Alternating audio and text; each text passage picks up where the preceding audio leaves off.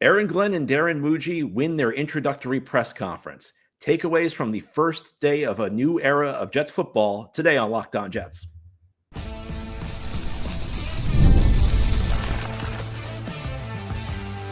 You are Locked On Jets, your daily New York Jets podcast.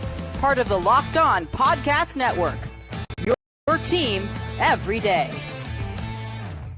Welcome. This is the Locked On Jets podcast, part of the Locked On Podcast Network, your team every day. It is Monday, January 27th, 2025, and I'm your host, John B. from GettingGreenNation.com. Thank you so much for making the show your first listener, first watch every day. A big shout out to you everydayers. This is a daily podcast covering the New York Jets with new episodes each day through the week, Monday through Friday. And today's episode is brought to you by FanDuel. Super Bowl 59 is here, and aren't you just so excited? It's the Chiefs against the Eagles. Well, there's no better way to make every play more exciting than with FanDuel Sportsbook. New customers can bet just $5, and if you win, you'll score $200 in bonus bets. Download the app or head to FanDuel.com to get started. Well, the Jets introduced their new head coach and new general manager today. It was the introductory press conference for Aaron Glenn and Darren Mougey, and I think it's fair to say they both came off very well. It's the easiest thing in the world to do, or it should be the easiest thing in the world to do, to win the introductory press conference. This is the least important thing that either Glenn or Mougey will do during their respective Jets tenures. This is a day full of pomp and circumstance, a day with a lot of pageantry. It's very symbolic. It's the team turning the page, looking to a future that they hope will be brighter. And you hear a lot of big picture stuff. I think if you take the introductory press conferences of most head coaches and most general managers, a lot of what they say is very boilerplate. You hear the same stuff about building the team the right way. And at the end of the day, it doesn't really matter how well you do in your introductory press conference. Adam Gase did a terrible job in his introductory press conference, and he was a bad coach for the Jets. Dan Campbell did a terrible job at his introductory press conference with the Lions 4 years ago, ended up being a great coach. Robert Saleh did a very good job 4 years ago at his introductory press conference with the Jets, and he was a bad coach. Rex Ryan was the ultimate winner of his press conference and did a good job. So there's no real rhyme or reason to, there's no connection between how well you do in your press conference and how good of a coach you are. It's really just about giving first impressions. And sometimes you hear a comment or two that gives you real insight into the way somebody thinks. Well, this press conference began with Woody Johnson speaking, and I'll say this: Woody Johnson did make a reference to the fact I need to be a better owner, and Woody offering any sort of self-reflection, no matter how cursory it is, no matter how short it is, no matter how believable it is. I'm going to call that a win. And then Woody Johnson, he spoke for a few minutes. There's something that was really weird to me is he started talking about the importance between the relationship between the head coach and the GM, and how the head coach lays out the vision and the GM needs to understand the type of players you want to get. It sounded almost exactly like what I was saying in the segment last week. Maybe my mind's playing tricks on me. It wasn't just boilerplate stuff. It was he was saying the exact same things I said last week when I talked about the importance of the relationship between the coach and the GM. So it's weird to it's weird for me to agree with Woody Johnson. In fact, go back and listen to that segment and then listen to what Woody said. Am I making this up? I doubt Woody was listening and then said, well, I'm just going to say exactly that. But man, that was a weird moment for me. Although it's part of the reason it was weird. It was what Woody Johnson was saying was actually making sense. But then Darren Mougey and Aaron Glenn spoke. And as I mentioned last week, I think their partnership, not just how good they are at their jobs, but how well they work together is critical. Because you see it on the field. You see it with players. You can have the most talented roster in the league, but if the players don't work well together, if the pieces don't fit, your team's not going to win. I think the same is true of the head coach and general manager relationship. They need to be on the same page. They need to understand what each of them needs from each other. The GM needs to understand the types of players the coach wants. The coach needs to develop the players the GM gets. It's a very important relationship. You can have a guy who's a great talent evaluator. You can have a guy who's a great head coach. But if they don't work well together, the team's not going to have big success. And look, you can't come away definitively thinking two guys are going to work well together based on a couple of anecdotes from a press conference. But Mougey talked about when he was with Denver, and when the Broncos had a coaching opening a few years ago, they interviewed Glenn. And they talked about how Glenn blew them away. Glenn was just so passionate that he commanded the room.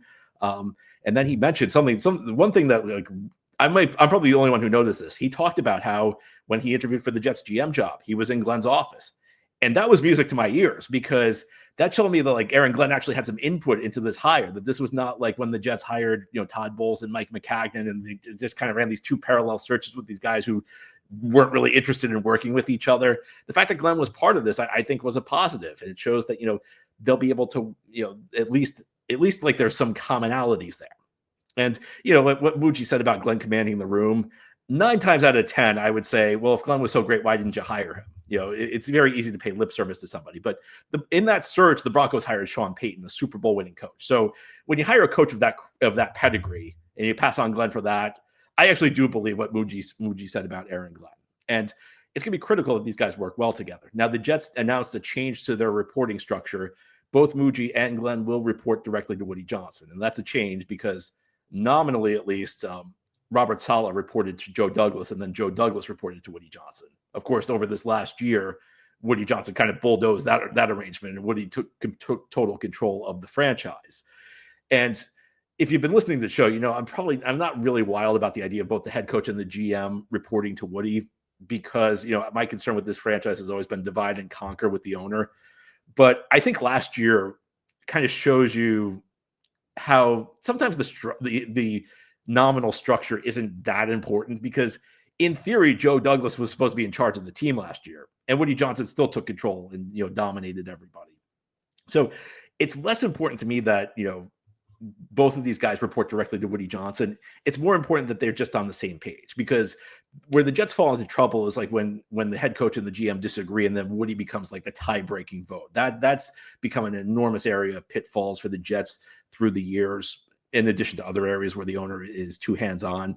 But if there's alignment, if these guys work well together, if, again, Glenn lays out his vision, Glenn sets the overall culture.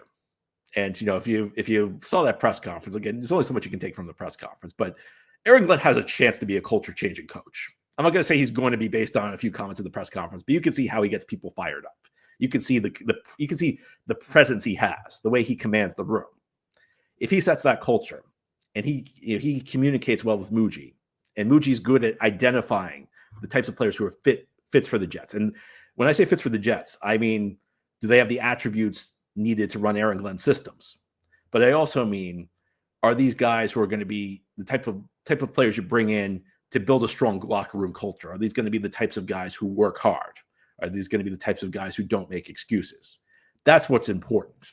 It's not so much the nominal structure of the organization, because last year the Jets had a different nominal structure. The Jets actually, in theory, had a structure where the GM was in charge, but in reality, he wasn't. And things didn't work very well. So I heard what I wanted to hear.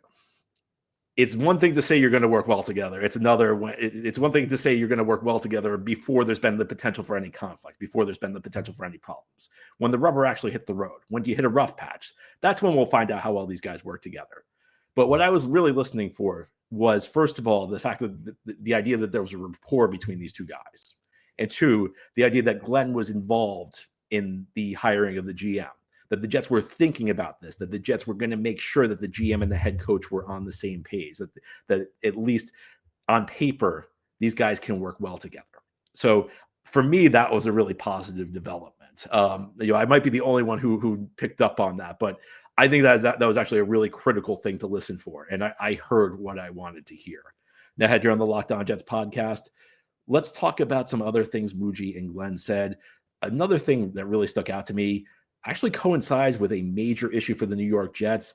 It's about the draft classes of 2021 and 2022 who are up for new contracts. And I think Darren Mougey may have given us a hint about what direction the Jets are going to go with these guys. We'll go into more detail on that, continuing here on this Monday edition of Locked On Jets.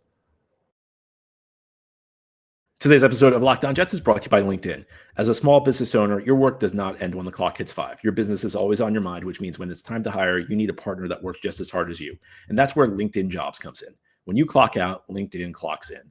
LinkedIn makes it easy to post your job for free, share it with your network, and get qualified candidates all in one place. Post your job. LinkedIn's new feature can help you write job descriptions and then quickly get your job in front of the right people with deep candidate insights. And here's a pro tip. Add the hashtag hiring frame to your profile picture to double your reach to qualified candidates. No wonder 72% of small businesses say LinkedIn helps them find high-quality hires.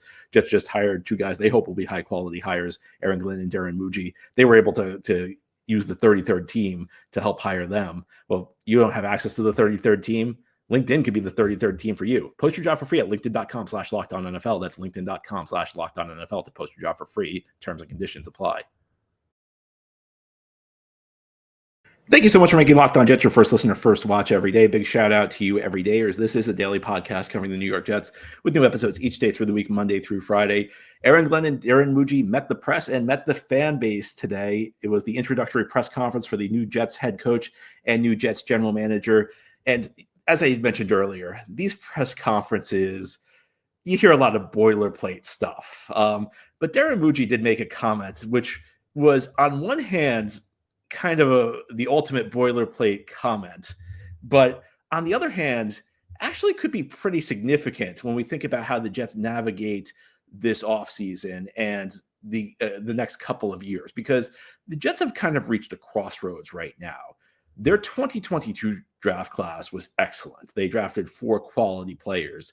And a year before that, in 2021, they missed on some high-profile picks. They missed on Zach Wilson. They missed on Elijah Moore. But they actually, in that draft, got a number of solid players. They picked Elijah Vera Tucker in the first round, who's turned into a very good guard. They drafted Michael Carter II in the 5th round that year, who's an excellent slot corner. And they also drafted Jamian Sherwood on day 3, who, after spending a couple of years as a backup, has really turned into a solid linebacker. But these guys are up for new contracts. Sherwood's a free agent this year. Vera Tucker is going to hit the market next year. The 4 guys they drafted in 2022, Garrett Wilson, Sauce Gardner, Jermaine Johnson, and Breece Hall, they're entering year 4 of their rookie contracts. The only guy who's locked up right now is Michael Carter II, who the Jets extended before the 2024 season. So it's interesting that Mougey said, our philosophy will be to draft, develop, keep our own. It's all about the players. We have a good foundation of players that we're going to add to. Now, that's the type of thing like you could hear from almost any GM, any newly hired GM at his introductory press conference. I mean, everybody tells you we're going to draft and develop, but they take care of our own part and the part that we have a good foundation of players that we're going to add to. That to me is significant. And I mentioned this last week that I think one of the most important tasks for a new GM is to focus on keeping the guys who are here. I think that this is a solid base of players. And I think that like what happened last year and what happened in 2023 has maybe led some people to forget how talented this core is. And I'll be honest with you, the last 2 years, one of the most frustrating things for me is that the Jets stopped building around this core. The Jets focused everything on Aaron Rodgers and getting Aaron Rodgers the players Aaron Rodgers wanted, bringing in all of his friends, all the Green Bay guys, instead of continuing to do what they were doing, because the Jets were on the right path. Jets had made some excellent draft picks, and the Jets were developing quality young players. And for the most part, that stopped the last 2 years. I mean, yes, they did draft Joe Tippmann, who looks like a quality center. Will McDonald had a nice season this year. Got to be optimistic about Olu Fashanu going forward. But they weren't as focused on the young players. It ceased to be about the young, about this core of talent, this young core of talent. And it started to be more about the future Hall of Fame quarterback. The Jets need to get back to building around this talent. And as I mentioned last week, there's actually a decent parallel for this. And it's ironically Joe Douglas was part of this before he came to the Jets. It was the Philadelphia Eagles after Chip Kelly was fired. And the Eagles were a dysfunctional mess during the end of Kelly's run there. He made a lot of flashy big name acquisitions that did not pan out. Kelly was fired. They got rid of all the players who failed under Kelly, who he brought in. But at that point, the Eagles had a really solid core of young talent, or a solid core of talent that was in either young or in its prime. And the Eagles invested in those guys. They gave contract extensions to Lane Johnson and Jason Kelsey and Fletcher Cox and Zach Ertz. And then they built out from there. Again, probably what the Eagles should have been doing under Chip Kelly. So there's a real opportunity for the Jets. This is something that's really important to understand. And it's easy to forget this because we've been in a decade and a half of losing. And it's always felt like we've been at the bottom of the league. And when you go 5-12, it feels like you're at the bottom of the league. But this is not as hopeless of a situation, roster-wise, talent-wise, as it was 4 years ago, as it was 6 years ago, as it was 8 years ago. There actually is a core of talent that's either young or entering its prime or in its prime on this roster right now. But a lot of these pieces need new contracts. And that, to me, is Mougey's most important task. It's not about addressing specific needs this offseason. It's about getting this core in place and building out from it, because that can make a big difference for this team moving forward. Now, another point that was made, Aaron Glenn said that he's not calling plays on defense. Now, he didn't say that during the press conference. He then spoke with some reporters after the press conference officially ended, and Glenn said that he's going to focus on being the head coach. I don't think that's good. I don't think it's bad. I've seen coaches who are play callers be good. I've seen coaches who are play callers be bad. I've seen coaches who delegated play calling be good. I've seen coaches who have delegated play calling be bad.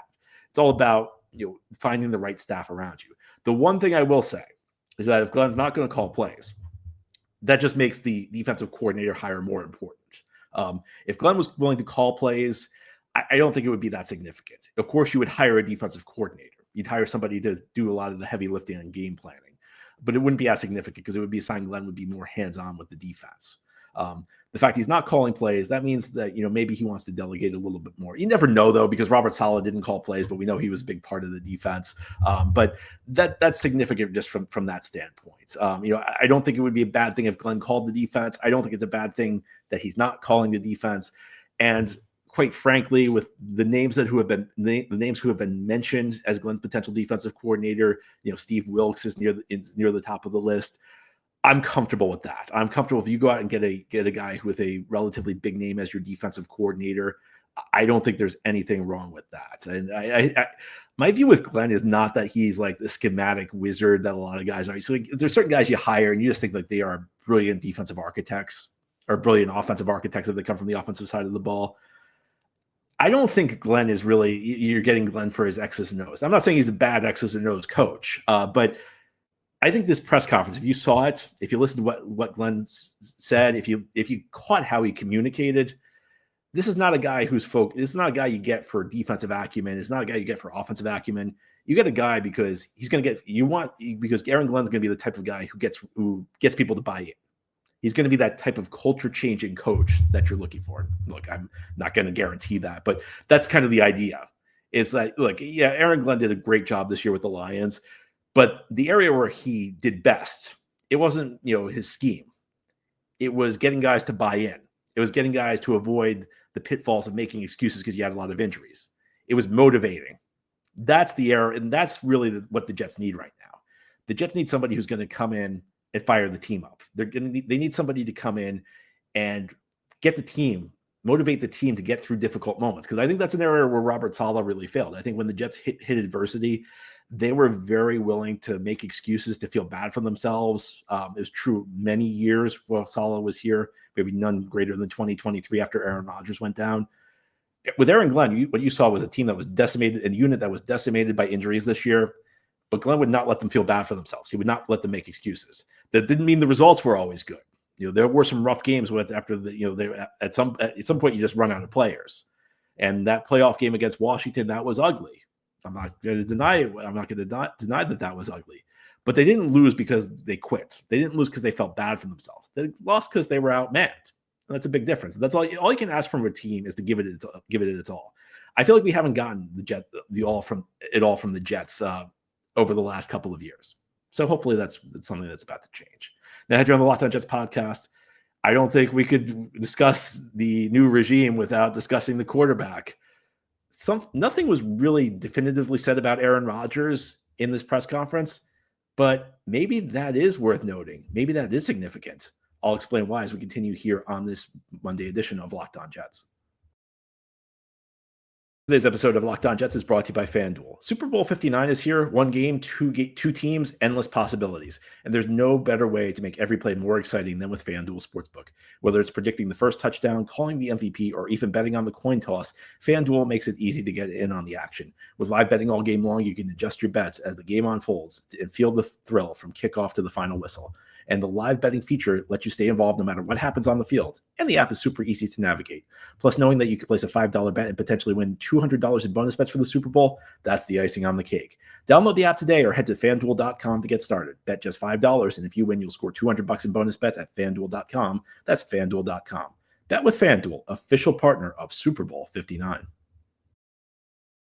This is the Locked On Jets podcast here on this Monday, welcoming Darren Mougey and Aaron Glenn to the Jets. The duo had their introductory press conference today. Glenn was hired officially late last week. Mougey was hired over the weekend. They're the new duo trying to bring the Jets back to relevancy.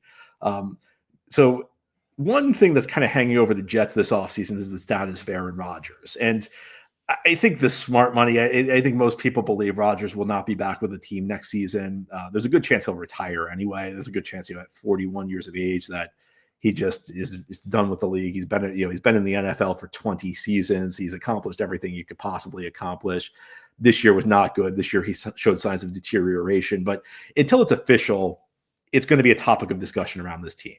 And the topic did come up today, just as you would have expected the topic to come up.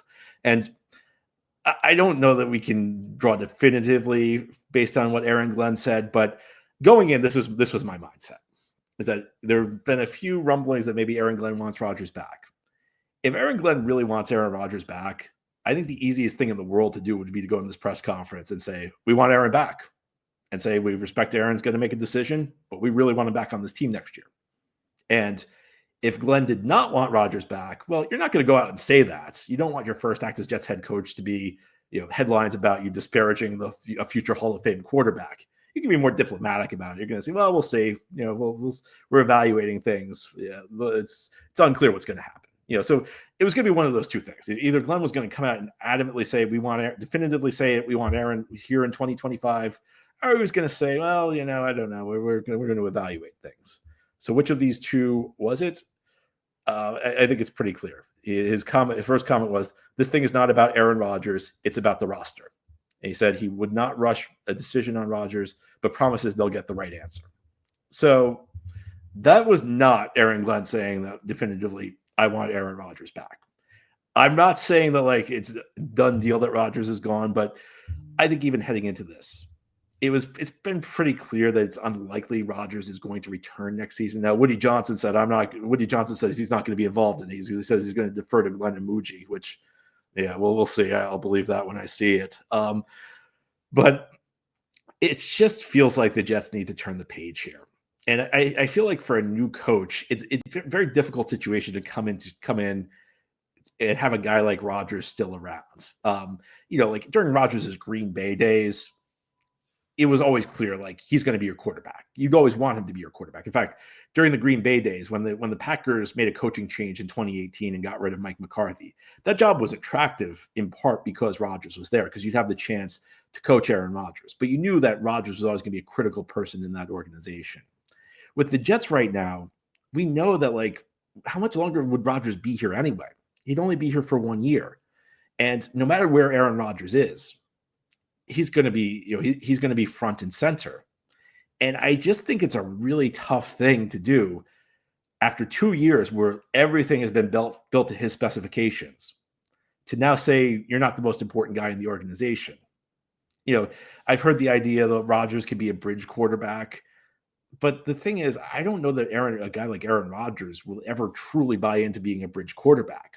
He's been the guy wherever he's been. And if you need a bridge quarterback, there are other directions you can go in. Aaron Rodgers is not the only potential bridge quarterback out there in the NFL. I think there's a lot of symbolism also. I think that this Rodgers era has been a failure for the Jets. And there's something to be said for turning the page. This isn't like you brought him in to be a stopgap starter. If you had brought him in, if you brought him in a quarterback who's kind of a journeyman type who, had never really had much success in the NFL, then yeah, fine. That guy can survive a coaching change. He could be your bridge to the future. but a future Hall of Famer like Aaron Rodgers, just treating him as like one of the other guys. Well, if you draft a quarterback, is Aaron Rodgers going to be fine being benched at some point during the season when you fall out of the playoff race?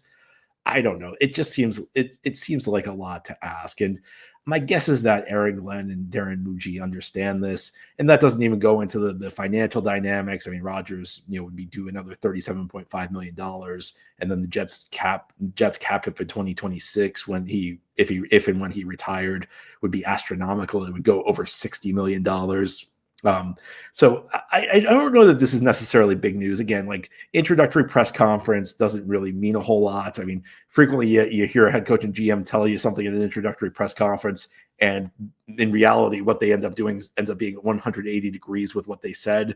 But I think everything's suggesting that the Jets are going to move on from Aaron Rodgers after this offseason. And I just think it makes sense because I don't think you can really get a fresh start for this franchise as long as Aaron Rodgers is here. And I think there was significance in Glenn not outwardly saying, I want Aaron Rodgers back. Because if Glenn said that, the dynamics of this offseason take on a very different course. You'd have some degree of finality here, because then it would just be up to Rodgers. It would be, Aaron Rodgers would be able to go out, make his decision. Do I want to come back for 25 or not? Jets would probably give him a couple weeks, say we need a decision by this date. And, whatever Rodgers' decision was, they could abide by it. That did not happen. And I think it didn't happen for a reason. The time will tell. You could be wrong about these things. You could be obviously could be misinterpreting this, but I thought that was significant. You knew the topic was going to come up, so you knew Glenn would be prepared for it. This was not, there's sometimes you could get caught off guard because there's a question you're not expecting. Everybody was expecting this question. And I thought I just tell you what I thought going in. If Glenn answered it one way, it would be a sign he wants Rodgers back. If he answered it another way, it would be a sign he didn't. He answered it the way that I think is a sign he didn't. Time will tell, though. We certainly will have an interesting offseason ahead of us. But that's all for today's episode. This has been the Locked On Jets podcast, part of the Locked On Podcast Network. Your team every day is our motto. As always, if you enjoyed the show, hit the subscribe button where you're watching and listening so you'll never miss an episode. If you enjoy the show and are listening on a podcast first, give it a 5-star review. And if you're watching on YouTube and enjoy the show, give this episode a big thumbs up. Helps us out, helps other Jets fans find the podcast. Enjoy your Monday, everybody. We'll be back tomorrow to talk more Jets.